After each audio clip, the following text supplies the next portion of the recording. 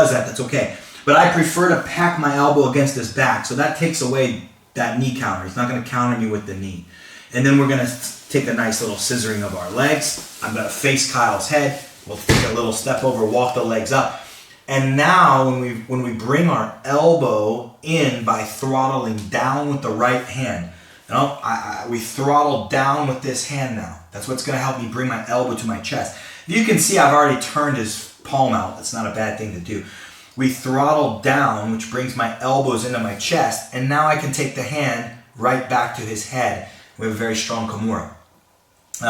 Meanwhile, this forearm brace against the body kept me from his knee cutting inside of my wrist. So it's a nice side mount Kimura off of this rolling counter. So once again,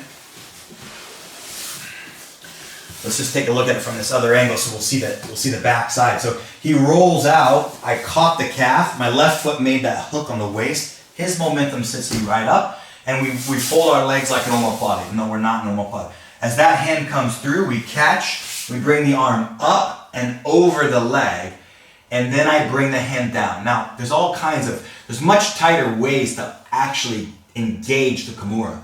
So I could try to take the hand behind the back and stuff it behind the back. This is an exceptional position, okay? I still have this position. Sometimes when your legs are bound up in this other arm like this, that's difficult. Because if I try to do in this side and he's able to bump me, sometimes because of the position of my legs, you'll feel a bit off balance. So even though there are tighter methods of securing the Kimura, my principle is to try to get him to the floor and now scissor the leg. And now if you want to bring the arm and pack it behind the back at this point, great. There are several methods that make and adjust the Kimura into a slightly tighter submission, but my legs are bound a little bit, so I've got to be a bit cognitive of that. Now if I'm able to free my legs and scissor my legs, if I'm able to free and scissor the legs while Kyle's on his side and I don't have his arm in between my legs, well now, okay, I can keep the arm behind his back and I can submit him with a much tighter version of the Kimura. We can still step over his head and his arm is in a very, very bad position. No counter with his knees. He can't counter his knees. His wrist is hidden. It's in a bad position. But again, the problem that I face is the tying up of the legs. And sometimes your training partner won't let your legs go. They have them for a minute. And they have them until you're elongated with his hand pinned on the mat and your forearm pinned on the mat. And then there's no stopping your leg scissor. So just identify those problems or be aware of those things, because there are other methods to finish a Kimura from that position when they get on their side. It's just going to require me to free my leg. If I can't free my leg, then put the Kimura, put the hand on the ground, put some weight into the floor, and you'll be able to get your legs free without any problem whatsoever. And you have a legitimately strong Kimura there. And if all goes to worse, you're side mount. Okay, so one more time. We hit a quick, we'll go from this angle, he hits quick rollover, we counter, we got the foot coming up, here comes his arm, we bring it over the body, and now we go for our Kimura, okay? You can free your legs, you can pack the hand behind the back while he's on his side and intensify the pressure of the Kimura, but you've got to free your legs there. That doesn't always happen.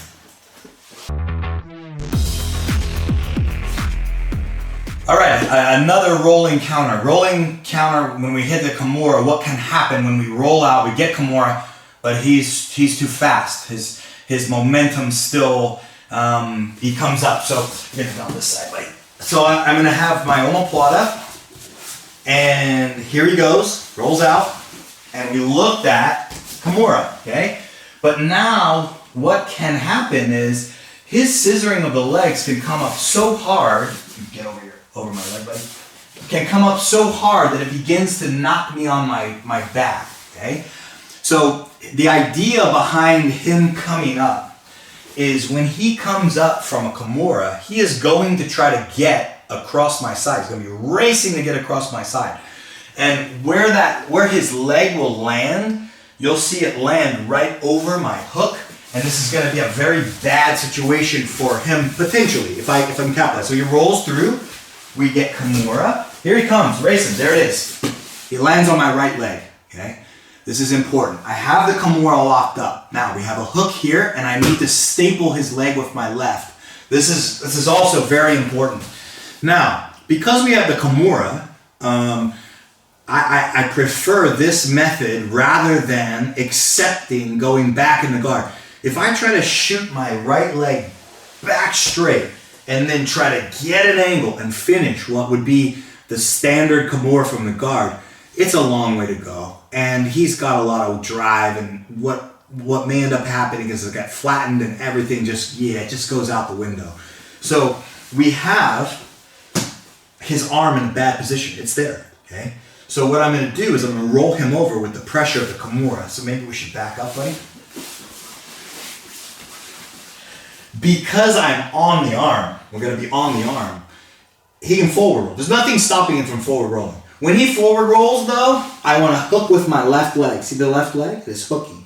My right foot that is in the middle is going to come out to the far hip, and I'm just going to shoot it all the way extended straight through, and I'm going to lock my feet on the mount. Okay?